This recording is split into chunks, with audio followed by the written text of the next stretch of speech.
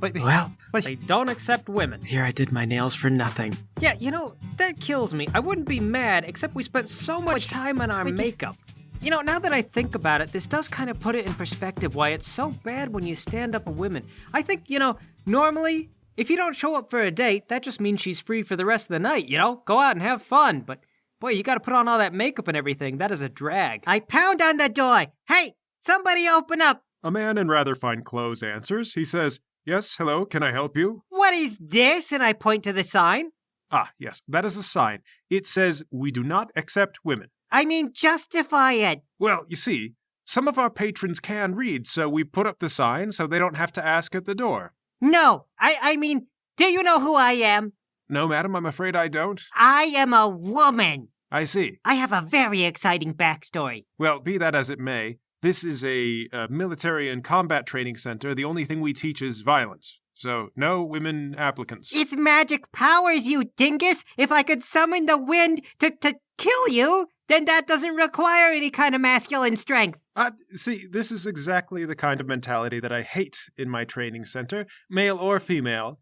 You see, violence is something you should turn to as a last resort. In fact, I abhor it. In particular, the military mostly focuses on engineering feats when it comes to elemental mastery. You think you'll find yourself on the front line throwing knives at people, but you are mistaken. There's not much need for that. We have spearmen and archers. If you do find yourself using those elemental powers to kill, you are either in the wrong line of work or you are in an emergency. And the military doesn't accept women on the front lines or anywhere near them, so I know that if you are in a state of violence, it's probably because of something that you did. What if I get mugged on this street? If you have the money to pay for years of windbending lessons, then you should buy a miniature crossbow. Now, if that is all... Oh, actually, he notices Potato Soup. Sir, were you here for lessons? Potato Soup kind of grumbles and shrugs. That's my husband. He is here with me. Oh, is your husband applying, and is he moneyed? We are all very moneyed, sir, but before we go into that detail, I was wondering... I heard the Obliterator came in from the Earth Nation. The guy's a celebrity up there, and I'm a huge fan. Did he stop by? I heard he's traveling with his family. Ah, yes, the Obliterator. I suppose he came with his daughter and his nephew or something, Bingle. Bingle's in there now. He's got a bed and everything. The Obliterator put him up. But unfortunately, the Obliterator has gone on to handle his own business, whatever that may be. Great. So, hey, Elvis, can let's all huddle up, guys. Okay, listen, Potato Soup. You don't do these huddles very well, you never have ideas, but you know what you could do maybe? Could you just keep an eye on Bingle for us while we, get changed? Potato Soup gives you a salute. And he marches up to the guy. Very good. Will you be paying up front or in installments? I fish out my wallet. We'll just pay up front for now. We'll come back in, say, a week for the next one. Installments it is. He welcomes Potato Soup inside and then closes the door. Well... let's get the makeup off, guys. No! I hear it's bad for your skin to leave it on too long, Elvis. No, I was really attached to this character. I had a whole thing and like a story. It was a tragic backstory. And now he's not even gonna let me do it. Well, the guy doesn't accept women. I assume if it was against the law or something here, he couldn't put a sign up. I am not ready to let this go. Well, so what? I mean, our other option is... we could try to seduce Bingle. I mean, that's the only thing I see going with this. Okay, we're not going to pound his bottom. We're not going to seduce him. Well, we're not doing we'd that. seduce him and then, take off the wigs and pound him in the bottom. No! It's a surprise attack, Lowry. Find someone on the streets. You! What do the women think of this place? The random guy you approach goes, I don't know. I haven't asked a lot of women what they think about that. Is it fair to you, sir, that the women don't get to learn airbending and stuff in your society? He squints at you and he goes, what are you talking about? Women can learn airbending. But how come not this place? I don't know. Go ask the guy. I assume because he doesn't like women or something. That's wrong, right? I guess. I mean, there's no place where only the women get to do airbending, right? He goes, well, I've never been, but I do hear that there's a little club, like down the way by the community center. The community center? That's code word for poor people. Well, there's not very many women in it, so... Where is this community center? I bet they'd like to know about this injustice. Well, it's right down the way. Take a left at the end. You can't miss it. Thank you, sir. I will. Paul, Lowry, would you like to accompany me and gather up an angry mob to burn this building down? Could we change out of the dresses and the makeup first? Actually, that's going to take forever, Paul. If we're gonna start a riot, I don't mind being pretty for it. You see, you know what would have looked good under the bright red glaze of a fire? Cherry red lipstick. See, we're circling right back to that murderer thing. You guys march yourselves down to the community center. In the courtyard, you see Obliterator and Sasha. There's a small crowd watching them. Sasha is being not exactly obliterated, but she's not doing great. She keeps being knocked down and taken off of balance, and the Obliterator is trying really patiently to explain where she's gone wrong and how she should improve. He's saying, now, see, you gotta be on 10 and 2 on your toes, and you wanna be... And she snaps at him. She's like, I am on 10 and 2! It seems not to be going well for either of them. Tap on someone's shoulder in the crowd. Excuse me, do you happen to know where the women's airbending is at? The guy points down the field at 3 women who are, warming up and doing stretches. Thank you. I go straight there. They look up from what they're doing. 2 of them are kind of largish frames. The one in the lead is more like middle of the road. Her hair's cut short. She goes, hey, is there a problem? Yes. Is this the women's airbending? Oh, yeah. Do you want to join? We've only got 3 members, so more is better. I would. But first, I'd like to ask you, ladies, how do you feel about being excluded? From what? From that high-end place up there? Oh, yeah, I bet their prices are crazy. No, I mean, it says that women cannot apply. The one in the lead goes, oh. And then one in the back goes, typical. The third one goes, Margaret, you couldn't afford it even if you wanted to. What is this? Aren't you guys more angry about this? That guy said that only men should learn violence. The one in the lead goes, oh, I don't agree with that. Yeah. Hey, Elvis, maybe we ought to focus our attention on the Obliterator and Sasha over there. I mean, they are more relevant than whatever you're doing now. But, Paul, if we demonstrate to Bingle that social injustice in the city, then he'll 12 or 13 maybe, I don't know now. He'll develop dumb, malformed opinions. Maybe he'll realize the Dark Nation isn't so bad. Are you guys from the Dark Nation? Oh, no, we're from the Earth Nation, but we're big sports fans. We root for the Dark Nation team. Oh. Actually, maybe you're right, Paul. Go to the Obliterator.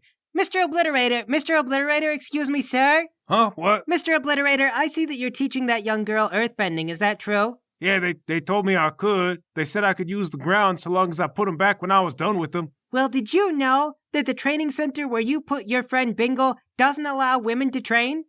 It doesn't? Yeah, it said so on the sign right out front. Oh, I didn't read that. I assumed that said something like no pets or like no smoking or something. No, it said no women. Did they say why? 'Cause they don't think that women should be doing violence. The Obliterator scratches his head. He goes, huh. Well, I don't know what to think about that. The thing about violence is the whole point of it is so other people can't stop it. That's when you get real good at it, is other people can't stop it. Sasha goes, are we done training? Oh, yeah, maybe just practice your basic fighting forms for now, okay? I feel like we're kind of running our heads into the wall. Ma'am, what'd you say your name was? My name is Elva, and I represent the windbending club over there. Me and those 3 ladies, and these are my 2 friends. We better check with them if that's okay. They just asked if I want to join. I'm part of their group now. I am with that windbending club, but we have been snubbed and excluded from that high-end joint down the street. Okay. Well, if you want, you could learn earthbending. I'll teach you. I have no experience teaching until just today when I started teaching that little girl, and I feel like it's going. Maybe if I taught more people, I could figure out what I'm doing wrong. You want me to teach you? No. Then what you want me to do? Take your friend Bingle out of the program. Well, I'd have to talk to Bingle about that. And I don't know when visiting hours are. I didn't check. I just assume I go and pick him up in like a week or whatever. I'm supposed to be looking for this tiny little lizard that used to be his pet. They sold it down here. Have you seen a tiny little lizard? It's a dragon, and it turns into light. All right, I tell you what. If we find that lizard that you're looking for, then you gotta go take Bingle out of the program and tell those people to be more inclusive because they have hurt feelings and ruined whole character backstories and stuff. Yeah, you know what? I'm kind of out of my depth with this dragon thing. I told Bingle I'd look, and I don't even really know where to begin. So that's a deal, sure. All right, I turn to Paul and Lowry. Gentlewomen, we know what to do. Well, it would stop Bingle from gaining any more knowledge or power. No! Elvis, we sold the thing so that Bingle wouldn't be able to fly away the next time we captured him. Paul, we've captured him 1 time. Yeah, but the next time, though. You know what, Paul? I have been thinking. Bingle has learned basically every element, and he masters them faster than we can believe. The next time we capture him, we're going to be dealing with basically every single thing that we can think of. Plus the Obliterator, and maybe Sasha will help, I don't know. The last stop on Bingle's theoretical trip would be the Dark Nation if he's committed to this visiting every nation thing. What if we make friends? Extend an olive branch. Like giving him back the light dragon that we stole? There's a lot of ways to defeat an enemy, Paul. So it's decided then. We don't even know where to start looking. That's okay, someone will. Follow me. Okay, where do you go? Down to the docks. Wherever it looks really, really slummy. All right, you go to the docks. The capital is along a river, but is otherwise kind of landlocked. What now? Okay, get out a knife and throw it into a guy's hand. What? Elvis, what the heck? What? Okay, Where does the Pyrite Syndicate do their dirty business? The guy you've just stabbed is like, goes, ah! Oh my god! Who are you? Oh my god! I am this city's worst nightmare. A woman doing violence. This is illegal! I am tired of society telling women what they can and cannot do. Now do you want to tell me where the Pyrite Syndicate is? Or do I have to take out the other hand? A guy behind you goes, okay, hold on. I know about the Pyrite Syndicate. Don't hurt that guy. He doesn't know anything. Turn around and throw a knife through his hand. Oh my god, I was gonna talk. Are you gonna tell me a woman shouldn't have thrown a knife through your hand? don't know. I will not be oppressed. Tell me where the Pyrite Syndicate is. They have a restaurant called the Golden Chicken Nugget. It's just down on Main Street. Throw a knife through his other hand. But I'm cooperating. I was thinking of putting one through your testicles if you didn't cooperate. You're welcome. Okay, Elvis. I feel like maybe you're getting a little out of hand. You're really in character right now. I do this on behalf of the Women's Airbending League. Don't forget, I'll come for you. Okay, and now they'll have to deal with that. Thank you, sir. You know what, Paul? I'm with Elvis. Let's just embrace this. We're gonna get arrested. Nah, we just take the dresses off. They'll never know. There's no way to make this productive. Elvis has lost his mind. We could do violent teetotaling. Attack the bars, try to stop the drink. What is the drink doing to women? Ruining perfectly good marriages. Your husband goes out, gets drunk, spends all the money. The bars are doing that? Well, the husbands are.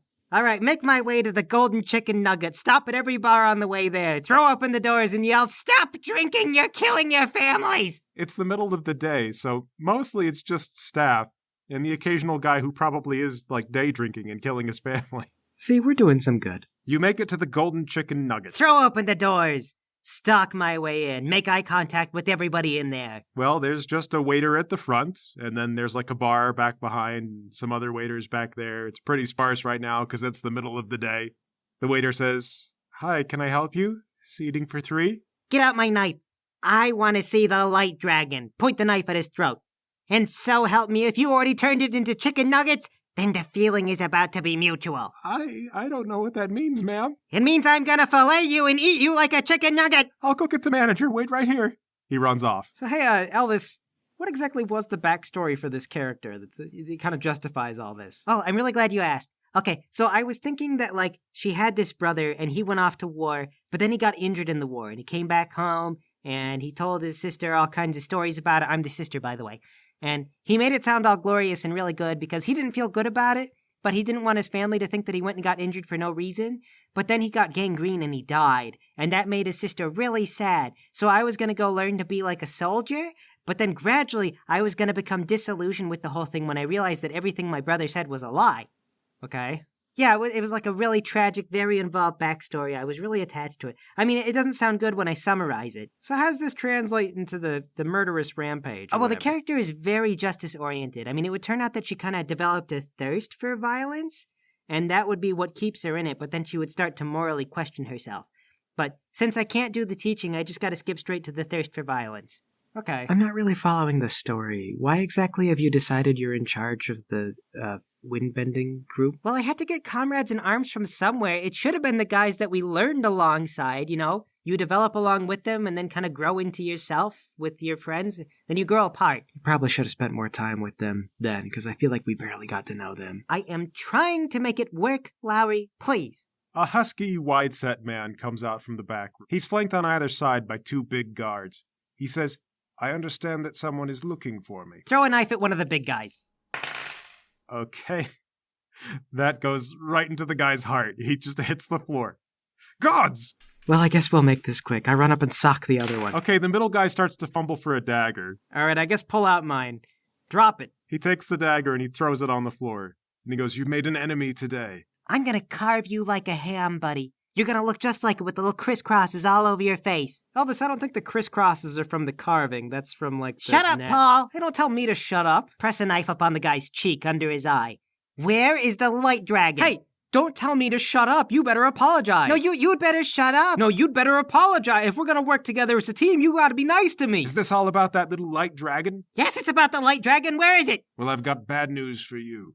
I've already sold it. It's moved on south to the Fire Nation. The Fire Nation? Oh, if you don't like it, maybe you ought to tell him to shut up, Elvis. Paul, you shut up. Don't tell me to shut up. You gotta shut up. You're ruining all this Oh, for yeah, me. I'll just shut up, because, like, shutting up is what I do well. It's not talking, Elvis. Shutting up is what I do. Could you do that for once? Could you do it? You're not very good at it. You're like a brother to me. Brothers, shut up sometimes. Gentlemen, I said that the light dragon's gone to the Fire Nation. I swear you can check, but it's gone. Well, everything was great until the Fire Nation got involved. Who'd you sell it to? I'm not telling you. Jab the knife in his cheek. Okay, I'll tell you. So it's fine for him to talk, but I gotta You shut gotta up. shut up, I Paul. sold it to some Fire Nation kid and his uncle. The kid's name was Zubo, and his uncle's name was Ibo. This is the address. They had me ship it to them. It's as simple as that. All right, take the address. Then stab the guy in the heart. Why? I talked. I can't leave witnesses, guy. You gotta shut up. You better not stab me Shut like that. up, Paul!